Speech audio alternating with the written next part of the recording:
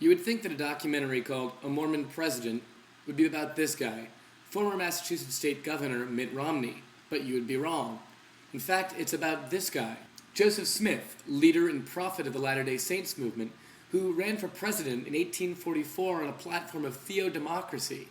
After word broke out that he had secretly crowned himself king, on June 27th, an angry mob shot and killed him. Whatever happened to angry mobs anyway? I spoke with the director of the film, Adam Christing, by phone about Smith's disastrous campaign and what it means for Romney's run for president. You can't understand the challenge facing Mitt Romney until you know the untold story of Joseph Smith, the founder of Mormonism. Explore the controversy surrounding Joseph Smith and the Mormon quest for the White House. Prophet of God, polygamist, politician. Who was Joseph Smith? Just so you know, there's been some confusion in the press. Not that it necessarily matters that much, but I am not Mormon. Oh, because that was one of my questions. Yeah.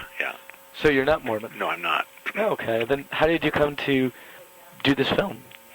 Well, as a kid, up until I was in high school, I grew up in a church called the Reorganized Latter-day Saints, which people don't know, but after Smith was murdered in 1844, most of the Mormons went with Brigham Young and to Salt Lake City, and so most of the Mormon church is based there, probably 11 million or so. But there are actually now 400, and the estimates vary, but there's something like 400 different splinter groups that all trace themselves back to Joseph Smith. So the one I grew up in is the second largest. It's about 250,000 members, and it's called the RLDS Church. So I grew up believing in Joseph Smith and the Book of Mormon and stuff, but I became highly curious about him. I have a background in magic. Grew up as a kid also hanging out at the Magic Castle in Hollywood. Magicians all the way back to like Houdini have always had this sort of a fun, skeptical, like, let's figure out how this really happened. You know, like he was real skeptical, Houdini, of people who claimed to be mediums and stuff and who could contact the dead. And so I have this kind of weird combination of like real interest in Joseph and even a fondness for his story, but also kind of the skepticism at the same time. What happened when the Mormon prophet Joseph Smith ran for president? If America knew the power-seeking that was in Joseph that continues to be in the LDS Church today, they would be very frightened to have a Mormon president. The fear is this guy, Mitt Romney, going to be taking orders from Utah? Mm-hmm. You know, Mormons do make an oath in the temple, and Romney is a temple Mormon, where they do pledge allegiance to the church as kind of their highest allegiance. So some people are concerned that his oath to, uphold the Constitution might come in second place to his oath of allegiance to the church.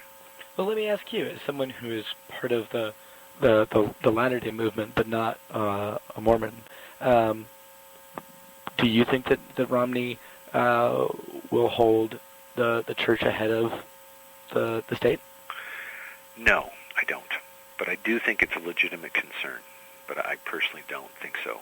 For one thing, I don't think the church today wants to take over the country. I think the church today wants to blend in the Mormon church as another Christian denomination. It makes me crazy if somebody ever accuses me of not being Christian. And the name of the church says it all right there. Their doctrines are pretty radically different than the Catholic and Protestant doctrine. The Mormon church teaches that if you went to a Catholic church, you might baptize your baby. If you went to a Baptist church, you might get your 14-year-old kid baptized. But they're baptizing people on behalf of the dead. So in other words, if you find out that your great-great-grandfather wasn't a believer, you can be baptized in a Mormon temple on his behalf. So that when he gets to heaven and goes, shoot, I should have become Mormon, that baptism counts for him.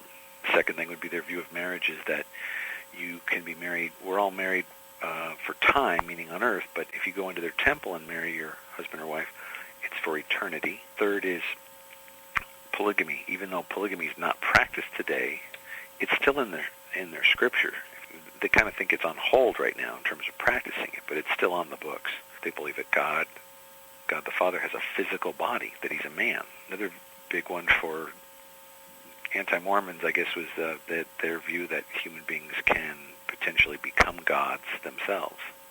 However, the same kinds of anti-Mormon sentiments that were around in 1844 are surprisingly still around today. I mean, some of the language is almost exactly the same as to why people wouldn't vote for a Mormon for president.